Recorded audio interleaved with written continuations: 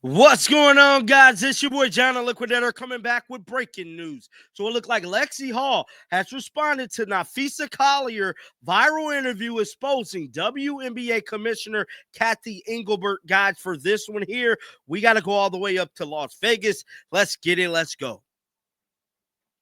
Now, this is a story that has simply broken the damn internet in all of sports. Never have you seen a player expose a commissioner in a league as bad as Napheesa Collier has exposed Kathy. Now, we're going to play little snippets of it in this video of exactly what Napheesa said, but it's what Kathy said, allegedly, that is raising eyebrows. She's pretty much said Caitlin Clark needs to thank TW for giving her the platform to get her $16 million off the court, basically her bag.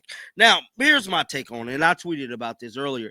I said Caitlin Clark was actually bigger in college. So to say that Caitlin should be grateful to y'all is simply rhetorical. Y'all should be grateful for Caitlin. Caitlin came into the game with 24 million viewers already watching her. She was bigger in college than what she was in the W. And quite frankly, I feel like Caitlin Clark could sue y'all because y'all hurt her fan base. Yes, it was more people tuning into Caitlin in college than ever was since she been in the W, bro. I've been saying this for the longest. See, a lot of people don't know this data because they wasn't covering Caitlin when she was at Iowa. I was. Now, with that being said, Caitlin Clark fan base took a significant hit from the W because of the style of play, the horrendous calls, and quite frankly, y'all probably cost Caitlin another $16 or $20 million because of the buffoonery of this league. Now, Napheesa Collier exposed everything, but more important, Lexie Hall made it her business to speak about all of the things that was said in this interview, and that's what we finna react to right now. And I'm telling you right now, guys, this is a powerful story, and it is making national headlines, bro. Of course, yeah. I think everyone did. Definitely, it's a really big time. It's exciting to see, players speak out and speak up about what's going on in our league and where our league can go and changes that need to be made. And I know you're talking about Fee's interview, and I think when it comes down to it, I think I agree with everything she said. We're at a really important time in the league, and changes need to be made. And so you're seeing her talk about that, and I'm really proud of her for making that statement today. I think Napheesa is saying what she said in the tone and tenor in which she said it is a different tone and tenor perhaps than we have heard from the players in general. When it comes to how she presented those thoughts and the changes that she would like to see, you said you agree with her.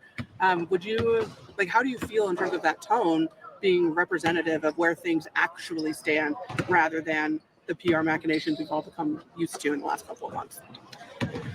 I think, we're the players that are driving this change. And regardless of how it's said, I think the messaging stands the same from the players' perspective is things need to change, reffing needs to change, leadership needs to change. I think, our league is at a spot that it hasn't been in the past 10 years. We're growing exponentially, and we need change to mirror that. And I think where the players see the league going is different than where leadership sees the league going, and somehow we need to see that align. And I think the CBA negotiations will help hopefully get us there. When you're saying leadership needs to change, can you just clarify what you mean by that?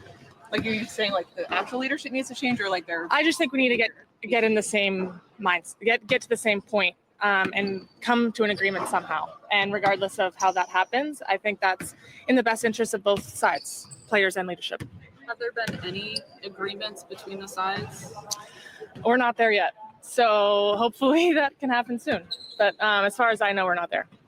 What else have you heard about the status of negotiations at this point? I think where we see the value isn't necessarily getting reciprocated. I don't think that we're given the chance to we're not getting compensated for what we feel like we're bringing. And I think that needs to change. Just to clarify, ask this question real quick. There are no issues at all, travel or charter or anything like that has been agreed upon yet, or just? I'm not sure. Okay. Yeah. Fee had mentioned in her statement that she received a lot of messages from people after the play, just checking in on her. Had she reached out, to your knowledge, to anyone that she was going to make a statement? I don't know. But not to you? No, not to me. as a team, you guys have been a little bit streaky shooting-wise. I know part of that is Nice. Yes. It's a game tonight. I know part of that is just basketball, but how about for you yourself? Anything different between a game where you make 5 threes versus one where you're not as hot? I mean, taking the same shots, taking the open shots, I think that's all we can really do. And especially for the playoffs, like you're going to have games and the ball's not going in as frequently. And so continuing to just show up and attack the game the same way and take the right open shots, the right open plays. It's going to be the same way we attack it. The Aces have talked a lot about punching first in these, especially this type of game. Just what do you guys need to do to kind of combat that, especially like to start out? Yeah, I think the more aggressive team wins. And that's been the messaging from Steph. And I think we've seen it that calls are made by the aggressor. So we're going to hopefully make the first punch today and not be on our heels and just attack the game like it means as much as it does to us. And hopefully you see that tonight and hopefully we can make the first punch. Taking another flight back here for this game, just how's the back end? It's good. It's good. It's honestly better today. So excited about the game. Obviously, we're excited to be back here, one game away from making the finals. So I think everyone's just really eager for tonight.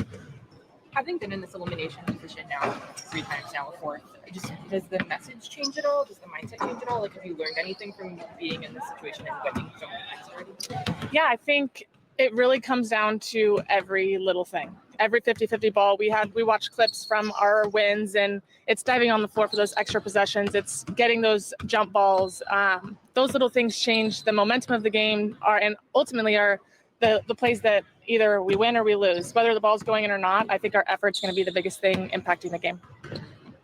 You guys have typically done well with your backs against the wall. Like people have talked about, like you guys won't really feel as much pressure, at least from externally. It's really just that internal standard that you've been really holding on to. Do you feel like that helps in a situation like this where you know what the stakes are, but maybe do you feel like the pressure's not as, as pertinent or as there? Yeah, I mean, I think, this whole season, I think we've been continuing to beat the expectations, and I feel like we do have a bit of the underdog mentality. People don't expect us to be here. People definitely don't expect us to make it to the finals, and I think that does take a little bit of the pressure off, so to speak, but at the same time, I think all of us expect to win tonight, and there's always pressure to be the best versions of ourselves and the best version of our team, and so there's pressure there, but I think it's exciting to have, the opportunity to surprise people. From game 3 to 4, what did you feel like you and the team did better against Jackie defensively? I think just slowing her down, keeping her in front of us, contesting. She's really good when she has a straight line to the basket, so trying to limit those opportunities for her. But I think so much of our defense comes from good shots offensively, not letting them get as many points in transition, not letting them get as many points off a second chance opportunities. So I think all of that combined kind of helps slow her down. How big of a piece would you say Odyssey has been, especially in those games that are super successful for you guys, but just as a vet in this league, a vet for your team? Yeah, I mean, we knew from the moment she came in here that she is very hard to guard. She's so quick. She's a good guard. She's able to get tough shots off. And I think the difference is when she's aggressive and when she's looking to score, it opens up so much more for us offensively. So for her to have a really great game last game definitely was a big difference maker for us. And we need her to continue to be aggressive, continue to look for her open shots, and hopefully see the ball go in a lot tonight. Obviously, that's what we want for everyone. But I think for her especially, it helps keep her going on both sides of the court. I know you guys are just getting started with shoot around, but has anyone acknowledged yet, or have you thought about how this could be the last, game of the season in terms of just extra urgency and stuff like that? We've had 3 games now that we've been in the exact same position. It's either win or our season's done. So I think from a mindset perspective, it's no different. We're, going to play this game like it could be our last. And I think we're used to having our backs up against the wall, and we've performed well under that type of pressure. So excited about tonight. I think everyone's just, we don't want to stop playing together. I think we've been through so much this season that we just want to continue to play more basketball games together. And if we have a chance to play more games at home, then we're even more excited about that. So we're just attacking this game like we have the last 3. A lot of fans are superstitious and wondering what color jacket you might wear today. First of all, I want to clarify that it's not the same red jacket. I haven't worn that 5 times. I have various forms of red leather jackets, and I do have a red leather jacket for tonight. Yes. The maroon one? Yes, it is. That was my purchase in Italy at the Olympic break last year. Coming in. Mhm. Yeah. Yep. What's going to be key in Game 5 tonight?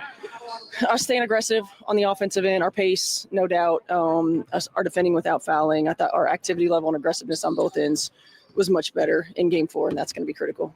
After watching the film of Game 4, do you feel like you learned anything new about the Aces, or it's just you kind of know what there is to know, you just got to execute against them? Yeah, I mean, they made a few little changes, and that's kind of what it's about, like micro adjustments right now in this game. And I think we've got to make sure that our attention to detail, because they've got experience in these moments. They've got experienced players. I mean, they have 5 Olympians, and so we've got to make sure our attention to detail is on point. It's critical for us. We cannot have lapses. The margin for error continues to get smaller. They understand the mentality and sense of urgency that it takes. Our group is learning that, and so there are going to be some things that we have to go through that we haven't been able to necessarily teach, that we can talk about. But I'm hoping throughout the course of the series, our team has learned some of that and is ready to go. Stephanie came over here and said, never a dull moment. Yeah. We all have probably seen the statement from Napheesa Collier, heard around the world, I guess. But as somebody who's been around this league for a long time, as both player, coach, etc., you know how rare it is for a player to say something with the level of intensity that Napheesa did today. So what are your thoughts on how she said what she said and what she said? Look, I have a lot of respect for Fee. I mean, she quietly always goes about her business. She has been a dominant player in our league and on the global stage.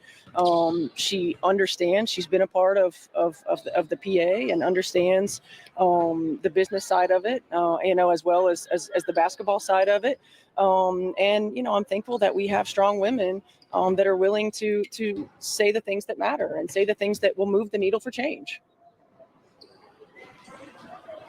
All right. One more. Flashing back to 98 and the tournament second round. It sounded like Becky got off to a hot start in the first half. What do you remember Where about? are we going? What do you remember about that game? I know it wasn't the biggest win over the course of your tournament career, but I don't remember a lot because a lot of life has happened since then. I remember we were at home, and I remember, certainly being able to get the win. But ultimately, how much respect, I have for Becky as a competitor, in that environment. Our paths had crossed for a long time growing up. And her and Kurt Miller, because Kurt Miller was on the opposing bench at that time as well. Our friendship kind of started and grew from there. But I just remember she's the ultimate competitor. She always has been. And throughout the course of her career in the W as a player, especially, just the way that she went about her business. I mean, to go undrafted, to work her way into being a Hall of Fame, player in this league, to be a student of the game, to break through barriers on the NBA side. I mean, I have so much respect for her and the way that she's gone about it. But I'm just thankful in 1998 that we came away with the win.